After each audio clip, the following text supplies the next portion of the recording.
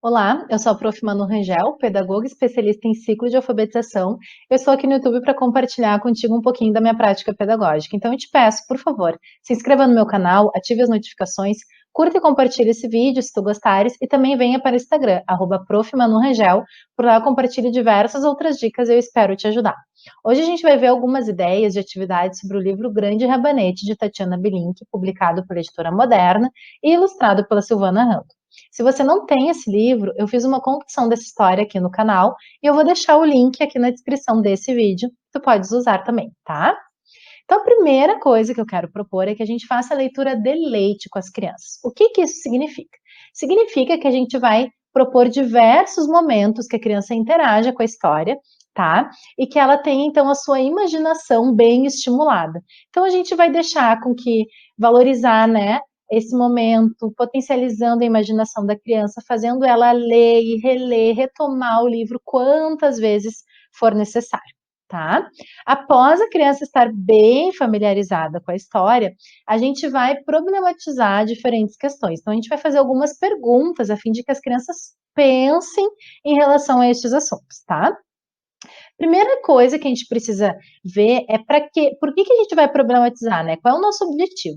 A gente quer primeiro ver quais são as concepções que as crianças têm, o que as crianças pensam sobre determinados assuntos, porque as crianças têm as suas ideias, têm os seus pensamentos, e para que elas avancem, para que elas construam novos conhecimentos, é importante que a gente saiba o ponto de partida que a gente está saindo para saber de que maneira ajudá-las, né?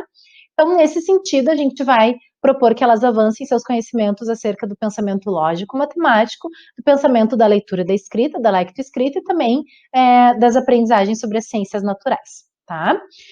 Então, depois que a criança tenha trabalhado bastante com o livro, que a gente tenha problematizado, perguntado, visto o que a criança sabe, a gente vai então também propor alguns questionamentos, algumas perguntas para ver então de que lugar que a gente está saindo, né, com as crianças. O primeiro questionamento é perguntando, né? É verdade, será que o rato foi realmente o mais forte? Porque a ideia do rato no final do livro é: eu sou o mais forte. É o que o rato diz. Então a gente vai perguntar para as crianças: vocês concordam com esse pensamento do rato? Será que ele era o mais forte? A gente vai também perguntar quantos personagens puxaram o rabanete. Então, só para, se vocês não conhecem a história, nós tínhamos o vô, a avó, a neta, o totó, o gato e o rato.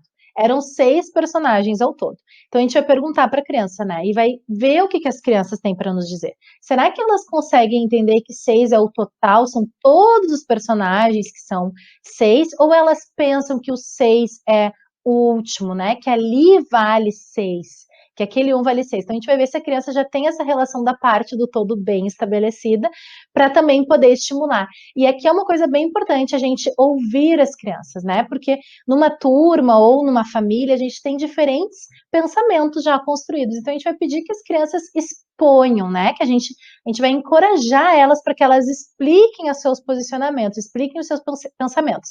Tanto se o rato era o mais forte realmente, quanto se o 6 era o todo, ou um só faz o 6, tá? Então aqui a gente precisa estimular as crianças a exporem os seus pensamentos, tá? Além disso, também a gente vai perguntar se elas já conhecem o rabanete, se elas já provaram, ou perguntar se elas querem provar, e também perguntar: será que nós podemos plantar o rabanete como o vovô plantou? O que será que a gente vai fazer no final, então? Isso mesmo. Então, a gente agora vai pensar em algumas atividades que a gente pode desenvolver. E antes disso, eu quero dizer para vocês que tem um texto sobre essa aula que eu estou dando aqui, disponível no link aqui desse vídeo em PDF. Vocês podem baixar, podem ter acesso a todas essas estratégias em PDF. E também algumas das atividades que eu vou propor aqui, elas são referentes ao livro da Ana Cristina Rangel. Também esse texto ele foi escrito juntamente com a Rangel, tá? Eu e ela, fizemos em coautoria o texto que está disponível para vocês aqui. E essas atividades, elas são do livro do Jardim B, do Matemática da Minha Vida, da autoria da Rangel. Ela disponibilizou para nós as atividades em PDF e estarão aqui no link da descrição do vídeo, tá? Então aproveite. Então, a primeira atividade que a gente vai propor vai ser de fazer a degustação do rabanete. Eu sugiro que a gente traga primeiro o rabanete inteirinho para as crianças verem, né, trabalharem com a textura, sentirem o cheiro do rabanete. A gente vai associar também bastante esse cheiro da terra.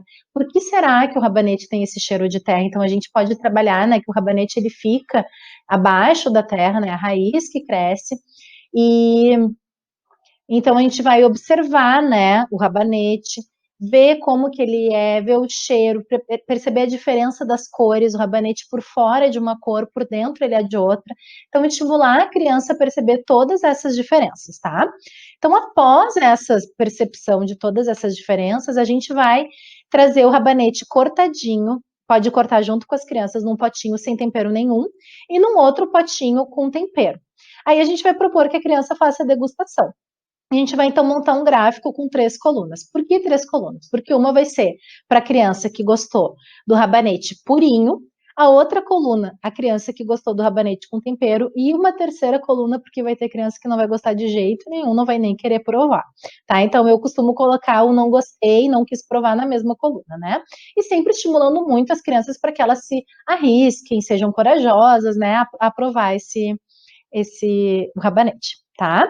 Então, aqui já entra uma atividade da Rangel, do Jardim B, que é um gráfico pronto que a criança pode colorir de acordo com as crianças da sala de aula ou da família, também podem provar todas as pessoas da família e ver de que maneira que a gente gostou mais de provar o rabanete, tá? A segunda sugestão é organizar os personagens da história nos fatos ocorridos. Então, a gente vai aqui perguntar, né? Qual foi a primeira coisa que aconteceu? Foi o rabanete que foi plantado. Então, o que acontece depois? Quem é que chega para puxar o rabanete? O vô chega para puxar o rabanete. Esses materiais aqui são em EVA, mas a gente pode, inclusive, imprimir do livro ou também produzir em EVA, se a gente gosta de uma questão mais artística, né? O vô que chamou a avó, né? A avó que chamou a neta, olha que neta mais linda que a gente tem aqui. A neta, deixa eu pegar aqui a neta. A neta que chamou o totó que chamou o gato que chamou o rato, e todos eles fizeram aquele puxa que puxa, né? E o rabanete só saiu da terra quando o rato chegou. Então a gente propõe também que a gente faça uma encenação da história. Mas antes disso, eu já queria também falar aqui que nós temos também no livro lá do Jardim B os materiais disponíveis, também a gente pode recortar, colocar no cenário, dispor de diferentes maneiras. Antes da criança sair colocando no cenário, a gente pode brincar essas diferentes maneiras, né? Primeiro foi o vô, a avó, a neta, essa foi a ordem correta. Mas se a gente for encenar, a gente pode encenar mudando a ordem. Justamente aquela criança também que pensava que o rato era o mais forte, vamos colocar o rato primeiro. E se for o rato o primeiro a puxar, vai ser puxa que puxa e nada do rabanete sair da terra? Ou vai ser ploft, arrancou o rabanete? Então a gente vai fazer a criança pensar, né? Então é bom que tenha um grupo junto e que as crianças de diferentes níveis estejam ali, porque uma criança que sabe que o 6 é todo e tem a força total também, que tira o rabanete da terra, ela vai, de certa forma, também fazer essa criança que acha que a força toda está aqui, que o 6 é esse aqui, ela vai problematizar e vai fazer essa criança, no mínimo, pensar, né? E a criança avança em suas hipóteses quando ela pensa e é desacomodada naquele pensamento, então. Então, a gente vai, então, retomar a ordem, fazer a encenação. Primeiro, com todas as crianças que estão ali, a gente pode ter um rabanete bem grande, assim, ou pegar uma bolsa pesada, fazendo de conta que é o rabanete, fazer a encenação da história, com a prof contando a história e as crianças indo, fazendo a encenação. Nós podemos ter um narrador da história, a criança que já está lendo, lê essa história, e aí inverte a ordem, faz uma história maluca. Primeiro o rato, depois o gato, depois o cachorro, na ordem crescente, também na ordem decrescente, para a gente estimular também todas essas questões para que a criança, então, que ache que esse 6 é tudo, tem esse conflito cognitivo, tá? Que a gente chama. A terceira coisa que a gente vai propor é que a criança recorra os dedos das mãos, né, para fazer a contagem desse ao todo 6. Enquanto elas estão dramatizando ali mesmo, como a gente estava falando, né, a gente vai então propor que as crianças mostrem com os dedos das mãos esse ao todo 6. Elas podem mostrar que 6 personagens são o todo, né? Elas podem mostrar também que tem 3 personagens que são pessoas e 3 que são animais, então a gente vai ver que 3 pessoas, mais 3 animais, ao todo eu tenho 6 personagens. Elas também podem ver que 2 adultos, o vovô e a vovó, mais os outros 4 personagens, ao todo nós temos 6. Então, esse recorrer aos dedos das mãos pode acontecer juntamente com a apresentação da história, né? Com essa dramatização da história. Então a gente vai mostrando os personagens, parando a história, perguntando, tá, onde que nós temos 2, 3, 6 ao todo, né? Então, relacionar também essas relações da parte e do todo no pensamento lógico-matemático, porque isso nos ajuda também a entender as relações de parte e todo na alfabetização, que é o que a gente vai ver agora mais adiante, tá? Então, aqui, para representar essa atividade de recorrer aos dedos das mãos, tem essa página do livro da Rangel, do Matemática da Minha Vida, lá do Jardim B, que vocês podem baixar aqui. E também nós temos um outro registro dessas aprendizagens, aqui já trabalhando um pouquinho com a escrita junto, tá? Que é aqui o ao todo 6, que a gente está sempre fazendo essa pergunta, onde que tem ao todo 6? Nós temos 6 no rapo ou só o nome dele é 6, né? O ao todo, essa noção do total. Então aqui a gente pode fazer a escrita coletiva, aproveitar essas palavras, né? Essa palavra do vovô, vovó, palavras de sílaba simples e de somente 2 sílabas para nos ajudar nesse registro também, tentar escrever coletivamente a palavra rabanete, né? E aqui pedir para a criança mostrar do seu jeito, como que ela pode mostrar que nós temos 6 personagens aqui. Essa minha aluna, ela já estava numa hipótese alfabética, ela escreveu ao todo 6. Mas a criança pode, daqui a pouco, representar com 6 bolinhas, que aqui tem 6, pode representar desenhando 6 rabanetes, né? Aqui nós temos uma estratégia bem que é da Ana Cristina Rangel, né? Da construção do número que ela trabalha e que é bem importante da gente ter isso entendido para a gente trabalhar com os nossos alunos em alfabetização, tá?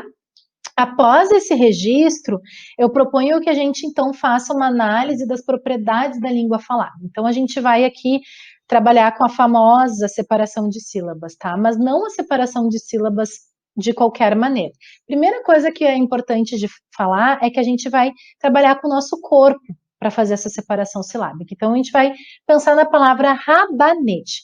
Quantas partes a palavra rabanete tem? A gente pode mostrar isso da maneira clássica, que é batendo palma, né? Rabanete. Eu bati palma 4 vezes. Mas eu também posso mostrar que a palavra rabanete tem 4 partes fazendo outro movimento. Eu posso mostrar isso dando pulinhos, por exemplo. Então, eu vou dar pulos.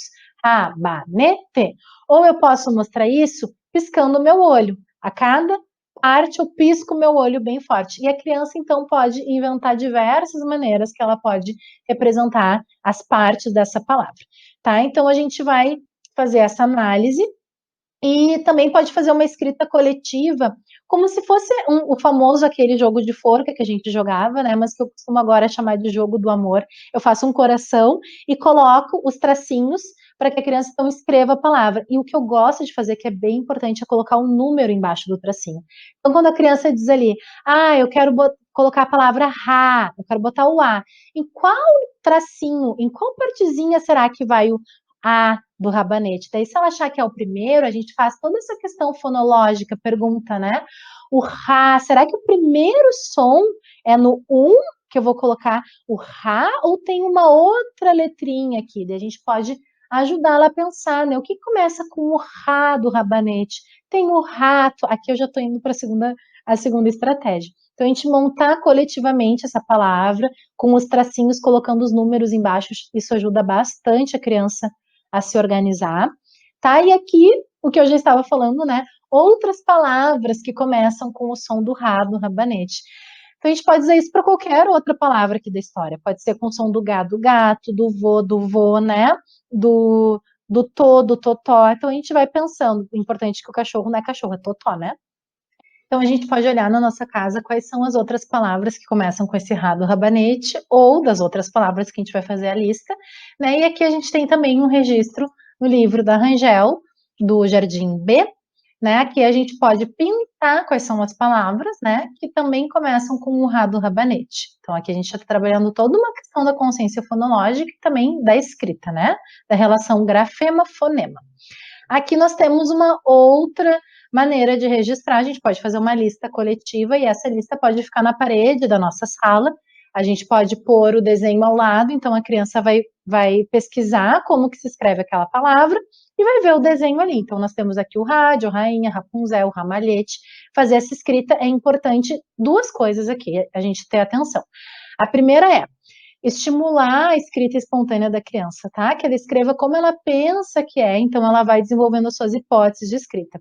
E a outra coisa é toda a maneira como a gente vai lidar com isso. A gente pode fazer uma lista coletiva, daí numa escrita alfabética e ortográfica, para que a criança pesquise a maneira que eu digo para eles, né, dos livros. Como que os livros dizem que é escrito, né? Então a gente tem a nossa hipótese, tem a maneira que a gente pensa, e aí tem uma pesquisa, e essa pesquisa ativa, a fim da gente entender que é uma regularidade, que é um sistema alfabético que a gente precisa então fazer a nossa escrita também de acordo com esse sistema.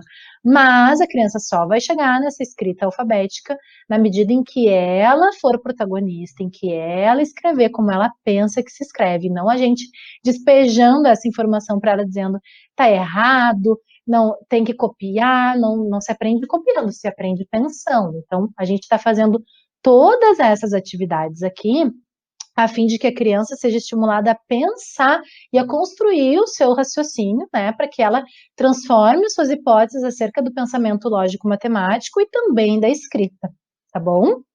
Então, pensando nisso, a gente pode também produzir rabanetes de massinha de modelar, fazer diferentes tamanhos, diferentes formas, organizá-los do maior para o menor, do menor para o maior, né? A gente pode ter, fazer isso de uma maneira assim, bem a título de, de artes mesmo, a gente pode pegar o rabanete, ferver e deixar a coloração dele sair, fazer um tie-dye numa roupa. Imagina que legal a criança tingir alguma roupa da sua casa, alguma peça de roupa que a gente não usa mais muito, né? Ou uma camiseta ali toda branca, a gente pode fazer um tie-dye com o rabanete, já trabalhar com toda essa questão da ciência, né? Como é que se faziam as cores no passado para a criança ter essa questão bem trabalhada. Isso é muito legal também de fazer.